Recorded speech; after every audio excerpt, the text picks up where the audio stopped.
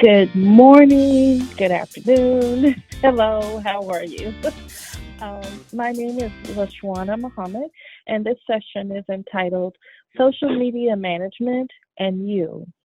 The first thing I want to share is this slide that came out in October of 2020 on Hootsuite. And it has some of the I think that are just important pieces of information that we have to know about social media. The first thing that the total population right now on the planet is 7.81 billion people, and 5.2 billion people have mobile phones. They are considered unique mobile phone users. And then 4.66 billion people access the internet via like a laptop or iPad or any other type of device. And I think what's very, very interesting and compelling is that there are 4.14 billion active social media users. And right now that means that 53% of the population is involved with social media on a day-to-day basis. So they've done studies and it's estimated that the average person will spend a combined total of 5 years and 4 months of their life on social media. And you can see here in the chart that they've kind of broken it down depending on the platform. For example, it's kind of a tie between YouTube and Facebook. YouTube, they say a person spends an average of 1 year and 10 months on YouTube, 1 year and 7 months of their life on Facebook, 1 year and 2 months on Snapchat, 8 months on Instagram, and then approximately 18 days on Twitter. And I think a lot of that has to do with the algorithms that are associated with those apps, or rather those platforms. So 5 years and 4 months is quite a long time. A lot of time of your life spent on social media. In fact, you could look at it as it's it's long enough for you to get a high school diploma and finish your freshman year of college. So happy scrolling. This particular photo, I think, kind of captures what this presentation is all about.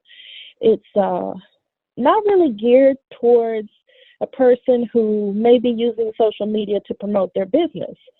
I think that is a very healthy, way to and wise way to do it. This is about you, about your being, your sacred self. According to a report by Better Health, social media cannot cause depression or any other mental condition, but it can certainly make those conditions worse if they already exist. So, in other words, if you're feeling a little bit or lost, experiencing stress or anxiety or depression, engaging in social media will more than likely make it worse. You may ask how, and I think the answer is related to something that the American Academy of Pediatrics cites as what they call Facebook depression. And Facebook depression is the feeling that they say young people experience as they are scrolling down their timelines, and they see their friends, and it appears that they are leading a more happy or exciting life. And, they experience a kind of a little bit of a letdown about your own situation. And so I think to some degree or another, not just young people experience it, but we all have experienced that in one way, shape, or form.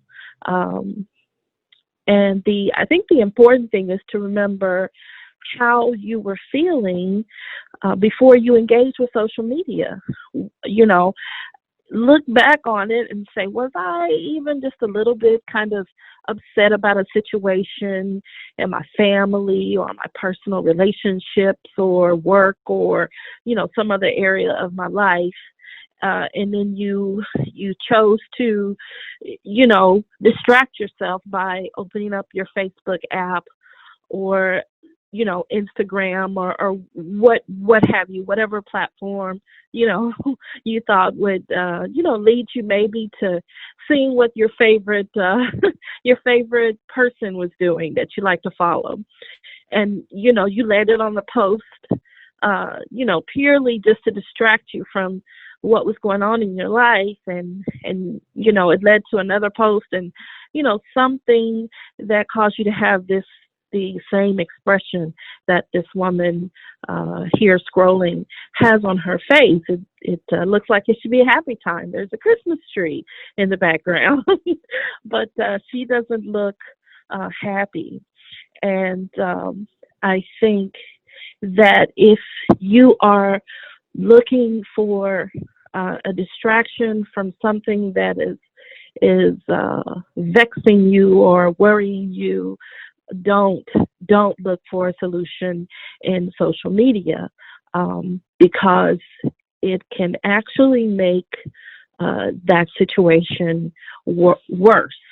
According to Psychology Today, higher amounts of screen time has been associated with higher levels of anxiety and depression, meaning that the longer you stay on social media, actually the worse you feel, And if you are like me, you sit there and you think about it, even if your mind is strong enough to handle those situations that might, upset you, but, just the feeling of guilt of sitting there wasting that much time when you could be taking a walk through the neighborhood or, engaged in some other type of life-affirming, healthy activity. But instead, you've probably added, or I have probably added on to those 5 years and 4 months by spending even more time scrolling down our social media timelines. And so I think what is not being said in all of this is that social media, when you're on social media, you're actually in a virtual reality. A part of your consciousness may be aware that it is a virtual reality, but your subconscious mind and your body perceive it as real. And it kind of has the same effect like when you go to the movies and there's something on the screen that makes you want to cry or experience fear or anger or joy or excitement, whatever it is. That's the same thing with social media. Our brains are going from one post to the next post, and these are signals that are firing as if this is really happening to us. So, be careful what you feed yourself on the internet.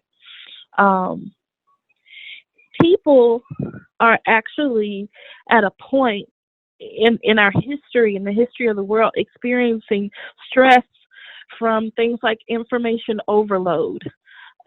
People are now spending less time engaging with family and friends. You can have a husband and wife in the bed with their backs to one another and their faces on a phone.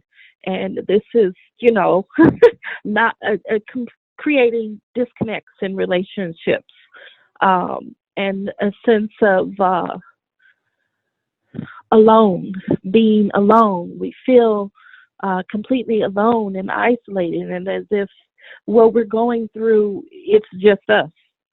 And so, in addition to that, social media has produced a generational divide where instead of learning from their elders' mistakes, young people are learning of their elders' mistakes and reaching very quick judgment and failing to connect, and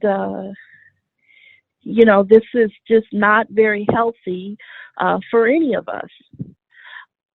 So when we look at social media and how it affects us as individuals, we have to keep in mind that 53% of the world's population is also engaged on social media. So these things that are affecting us individually are also affecting us collectively. And so one of the subtleties of being immersed in this virtual reality is that you and I are more easily influenced. I mean, we all know advertisers are having a field day. If you look at a pair of shoes on Macy's, they're showing up on your Facebook timeline. It's coming down that Instagram timeline without a doubt. And when it does, there's some type of discount because these ads are being, they're micro promoting this stuff to you on an individual level based on, what your browsing habits. And so if I could digress for a moment, I'm also, for a while I was double majoring in advertising and public relations at UTA. And one of the things that I noticed is my advertising professors were very, very fluent in teaching us about the platforms and all of the user end agreements that, you signed years ago and don't really realize what we've opened ourselves up to. And I noticed that most of my advertising professors did not mess around with social media. There was only one who had a profile on social media. And on his profile, he specifically only posted pictures of things that his children did. And he had very young children. So, I thought, wow, that's kind of odd, because you can tell me everything about the YouTube algorithm and the new Instagram, algorithm, but you don't have a social media account. So, just something to put in your pipe and smoke and think about. And so being in this virtual reality and being under the influence of things that are coming down our timeline, I found that that influence is really, really, really, really strong. It can be seen in recent events such as the Arab Spring, where, young people just rebelled against corrupt leadership. Some people say its influence can be seen in Donald Trump actually winning the election. And I think a better example for us would be the spread of the Black Lives Matter movement to a global level. So what happens on social media, it does influence the way we think and the way we behave. And if you look at the slide here, there's a gentleman. It looks like he may be speaking to a superior. But what is becoming the norm is that under the influence of what has been put in you, what you've seen on social media, is affecting the way we behave and interact with one another. And, behavior that at one time was completely, totally socially unacceptable is now becoming an accepted norm. To be rude, to be sarcastic, to be pushy, arrogant, apathetic. People can see a crime happen on social media and, hey, that's nothing. I mean, horrific crimes like we've seen happen. And if it wasn't for the mass outcry, people may not have, the Black Lives Matter movement may not have spread like it did, because people were seeing these things happen, and like what happened with Trayvon Martin, and people didn't care. They were completely apathetic. So people are defensive about their viewpoints that they've reached. There's aggressiveness that's more widespread, and impatience and selfishness. People really don't think beyond the surface level. And maybe that's always been the case. I don't know. But I just know that this is something that is impacting us all, and something that we want to, kind of protect ourselves and just be aware of, and to help others. Um, Another thing that's happening, and this is just not with social media, but it is something that is happening with any type of digital communication. This report specifically mentions texting, but sometimes you may not just be texting. And I know we've all been behind that slow driver on the road who is backing up traffic, a mile long, and you're right behind him and can't get out from behind him because everybody is going around you and them. But the National Safety Council reports that cell phone use while driving leads to 1.6 million crashes per year. Well, if that doesn't bother you, nearly 390,000 injuries occur each year from accidents caused by texting while driving. And in the U.S., 1 out of every 4 car accidents is related to people using that phone. And this last statistic really disturbed me because it says that texting while driving, you are 6 times more likely to cause an accident than someone who is driving drunk. So that was like, wow, for me. And I think last semester I did a paper and I had an opportunity to interview a Geico claims adjuster.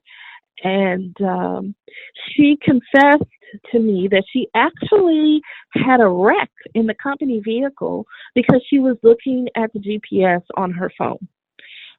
She was on her way to, look at somebody's car and tell them whether or not they, have to meet their deductible or whatever. And she actually had a wreck looking at the GPS on her phone. So whether or not it's something good or something useful or bad, you really need help in navigating this whole situation because it really can happen to anyone. And, I think as a society, we just need to become more responsible. And so in this presentation, I want to ask if you all will join me. If you pass someone like the young lady in this picture, beep your horn twice, beep, beep, let them know, hey, you're on the road, you're not at home. Do that when you get home. We just need to pass on some game these days. We just really need to do that. So I want to talk a little bit about the purpose of social media because I always think back to the beginning of this whole thing. When and how did it start? What was its purpose? And what I found is that the purpose of social media lies with the user. In other words, it's up to you. Why did you choose to engage in social media? Why do we choose one platform over another? It is because of our perceived benefit. Why are you using Facebook? Are you using Facebook because you want to keep up with friends and family, or are you using Facebook to like for me? I'm following my favorite artist. When the new song drops, I really want to know. So whatever reason you're using it for, that's what the purpose of social media, the real purpose for it is. And what we have to do is to determine what is healthy versus unhealthy. And we have to make healthy choices where these platforms are concerned. And so my thinking about what is healthy is that you have to look at social media as if you are a business, you are a brand, and develop, and you're using social media to develop a public um, persona. And you have a private persona, but that is where unhealthy lies, where unhealthy behaviors lie, where boundaries are crossed and private information becomes public. And so from that, we experience shame, guilt, the list goes on as to what can happen when something gets out about you out there and you've got 40K friends who have all witnessed this very private moment. And they're not all your friend. We know this. This is a virtual reality, and you really don't have 40K friends. You might, you just might. But if you do, you definitely have to work on curating the content that you share. And so that is the core of what I want to get across to us today, is that the healthy side of this is going to be defined by the user, and you just becoming, number one, aware of what is happening, how it makes you feel. So I just want to move ahead to the next slide. I think in making healthy choices, the first thing you have to do is think before you click. Before you open the app or click and share a post, pouring out your heart to your 40K friends, your 40,000 friends, think before you click. Is this going to help me or harm me? Is this going to benefit my life? Is this going to be temporary? Are there going to be any setbacks? Think of these things. Just be aware of them. Ask yourself a few questions, probing questions before you click. And then be aware of your motivations. Are you using this as a crutch? Should you really pull out a old-fashioned journal and write? Or should you get, your prayer rug or get down on your knees and pray, or go see a therapist? Go to counseling. Be aware of your motivations before you engage with social media to keep yourself and, your 40,000 friends protected. And I'm really joking about that, but I am serious. And be mindful of your time, because the longer you spend, the more likely you are to experience an increase in what might be minor, what could just go away with a few minutes, and then you get deeper and deeper. You begin to spiral deeper and deeper into a bad place. So just be mindful of the amount of time that you are spending, and think about those 5 years and 4 months. Do you? And that is an average user, which is, from what I understand, to be about 2 hours per day. And I know that we did an experiment in one of my classes, and many of my classmates were at 8 and 7 hours a day, and I was like, how can you get anything done? I can't get anything done spending that much time on social media, but some people do, and so that is why those years are being taken off of our life. So in closing, I just want to talk about you and establishing your personal brand identity, and just learning to manage your social media content, I think, is important, because when you manage your content, you're managing your public persona. And I'm recommending an app called Hootsuite. You may be familiar with it. It's not the only game in town. It's just one of them. There are other applications like Hootsuite. It's a content management system.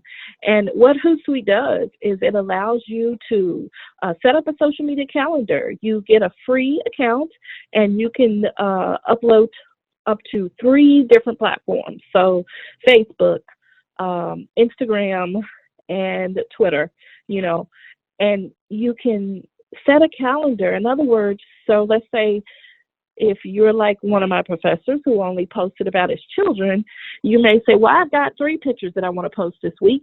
And you can set the day and time, upload your pictures, whatever comment you want to add onto the post, and schedule it.